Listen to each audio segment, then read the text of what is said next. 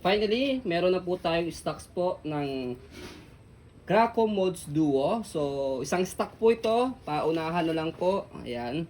So, good for newborn po ito. Up to 6 to 7 years old na po yung kanyang back seat. Ayan. So, heavy duty.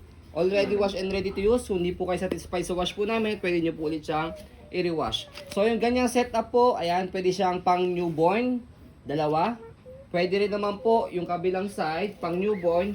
And then pag hinarap dito sa kabila, pang toddler po siya. 27 ways to use po yan. Okay? So, ito po yung details po niya one by one. So, Ayan. God, pwede So, yan. for example, sa kanyang sit and stand, ayan, tatanggalin natin to. Tapos, si toddler, si big kids, pwede siyang nakatayo dito or nakaupo. Ayan. Nakaupo siya dito sa nakatayo. Hindi na ako kasya. Ayan. Okay. So, proven and tested po namin to for big kids. Ayan. And then, itong handle niya, ayan, na iikot po ito. Paano siya naiikot? Paano siya naiikot? Nakalimutan ko na. So, ito naiikot. Basta ito naiikot ko. Ano naiikot? Napo-fold ka mo. Full pa siya. Ayan. Okay, and then next natin. So, yung kanina setup niya magkaharapan pang newborn. Pwede rin naman. Sige mo din. Ayan, sample po yung anak ko. 4-year-old. Yan. Tapos upo. Hawak sa ano. Yan, very good May belt din yan Sige niya. Oh, uska na. Tapos, Pwede reversible. pwede siyang setup ng Kita ako! wait lang. Dito. Yan. Magkatalikuran ganyan. Pwede rin naman magkatalikuran ganito. Pero mga nakaupo na lang po yan Kasi tatama. Pag ganyan setup. Hindi, itong back seat, pwede siyang nakaganyan pang newborn. Ayan. Tatama yung head Pang newborn. And then ito pang toddler. Dahil hindi na siya pwedeng mababa. Ayan, okay? Or else, kung gusto nyo naman po, tatanggalin nyo po itong harapan. Upcoming pa lang po yung newborn baby po ninyo. Ito mo muna po yung gagamitin po ninyo. Yung back seat. Or pwede rin yung front seat. Ayan. Okay? And then ito po yung details po niya sa canopy. At peekaboo. Color gray po siya, light gray. Ayan, okay?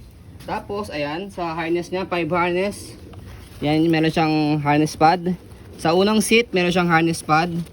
Ayan, wala po itong putol Ayan, wala po siyang putol. Tapos, ang kinagandaan po sa kanya, meron siyang front handle. Presyo lang po dito sa ilalim kapag lalagay, tatanggalin niyo po si baby. Ayan.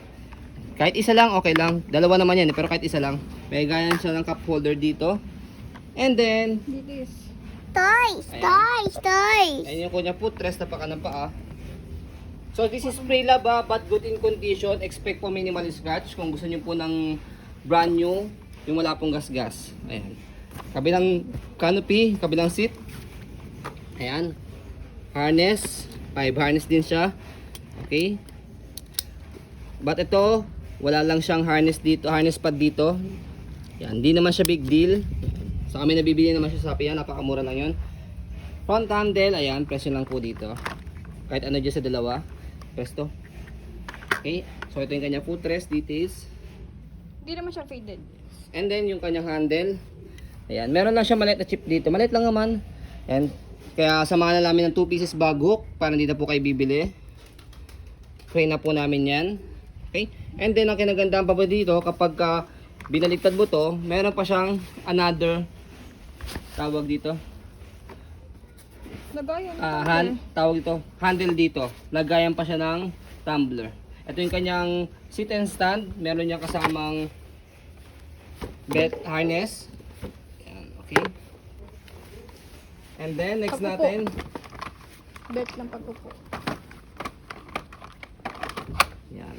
Next natin yung body frame niya sa kaliwa. Makinis pa naman po siya. Okay. At then, yung gulong niya sa likod, pati yung stand niya. Yung stand, tapakan na pa. Footrest. Okay, so yung gulong sa harapan. Okay.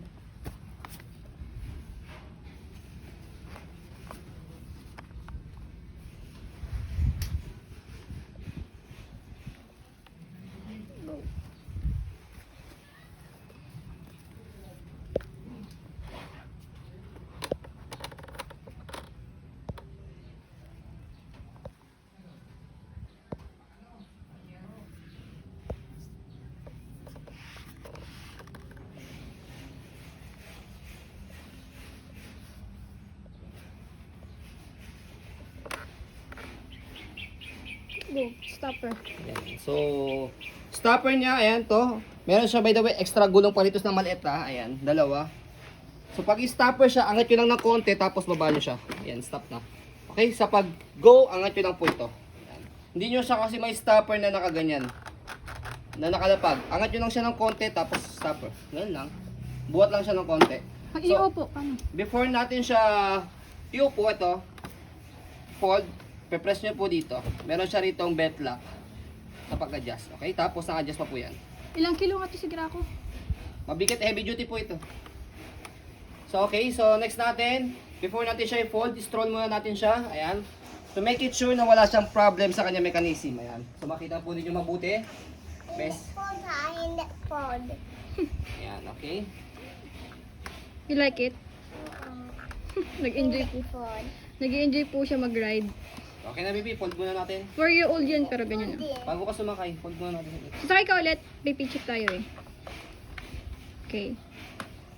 Thank you. Love you. So, sa pag-fold po sa kanya, ganito. So, pwedeng nakasalpak yan. Sa handle, slide. Tapos, squeeze. Slide, squeeze. Okay? And then, compress nyo po siyang ganyan. Iangat mo yung footrest. Pagka ganyan, medyo nahihirapan kayo dito, sumasabit po itong, niya, basket niya. Saka Hindi, sapa. yung footrest. I-fold mo muna yung footrest. Ito. Yung footrest niya. Yung footrest ng back seat. Ayan, ito. Okay, tapos yan, kukompress siyang ganyan. So, automatic meron siyang lock dito sa gilid. Gusto mo na, baby? Excuse me, nak. Ayan. Meron siyang automatic lock dito sa gilid. So, natatayo siya, ganyan. Yung tier pakita ko. Okay? So, pwede rin naman siya pag lalagay nyo po siya sa sedan. Kasi naman siya sa sedan. Sasakyan po ninyo. Pwede nyo tanggalin po itong kanyang front seat. Tapos, ipapatong siya. Okay? Kasi mas mahaba siya kapag ka nakasalpak. Tutupin nyo lang siyang ganyan kapag ka nasa labas na po kayo. Okay?